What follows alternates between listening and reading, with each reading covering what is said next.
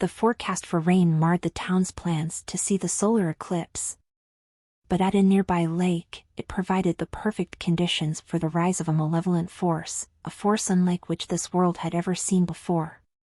The last eclipse that had covered the country brought about years of hatred, corruption, and all manner of despicable behavior.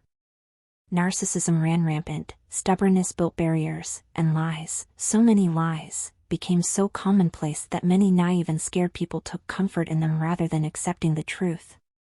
To say that the nation was divided would be an understatement. It was on the verge of civil war, the likes of which had not happened for a long time. Only the things that were few and rare could ever unite the people, even for a moment. The ascension of a mad god would one day prove to be one of them. The path of the previous eclipse had created hotspots that gathered the toxic energy nearby and greatly influenced the behavior of anyone who was close to them. This lake happened to lie in that same path and likewise became a hotbed of evil that infected those who dared approach. Since then, the lake as well as the other hotspots were growing ripe with this dark energy, an energy just waiting for the tears of the eclipse to give it form. For those with magic and other supernatural capabilities, eclipses were extremely powerful yet unstable. The total eclipse was the most potent of the three types, for it could increase one's power yet was equally capable of corrupting the magic as well as the person wielding it. The same went for any precipitation that accompanied an eclipse, if not more so. If rain should occur during an eclipse, the droplets were sometimes likened to its tears. The tears themselves were a powerful commodity for magic users. They were so powerful that it often led to the corruption of those with potent magic and thus resulted in unfortunate tragedies. Hence, the authorities feared that if the dark energy brewing in the lake should ever mix with the tears of the eclipse, it would spell disaster for all. As soon as the forecast called for rain over the lake, a team of skilled sorcerers were dispatched there to prevent the droplets from ever touching the water. They tried to disperse the clouds, but the will of the lake's energy always brought them back.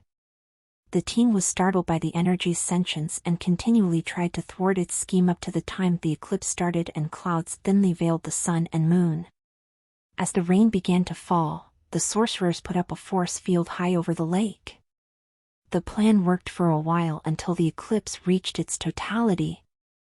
Suddenly, the dark powers that be overwhelmed the sorcerers and their barrier, breaking their will and the spell at the same time. The rain descended upon the lake and the dark energy drank up the power of the eclipse's tears. The team watched in horror as a shape began to rise from the waters. They prepared to defend themselves as the amorphous blob soon refined itself into a humanoid figure akin to a female. Once the entity's abstract yet recognizable body finished forming, her wild and ethereal hair erupted from her head. The moment she opened her hypnotic and strange eyes, the team knew that the world would never again be the same. After the eclipse ended and the rain lifted, the sole survivor of the team was sent to deliver the news of the birth of a new goddess. From the darkness, she emerged, the authorities were told. Upon hearing the story of the goddess whose reality-warping willpower existed even before she came into being, people across the land were soon united in their fear of her, and their determination to protect themselves and everything they held dear. For now, Mysteria walked the earth.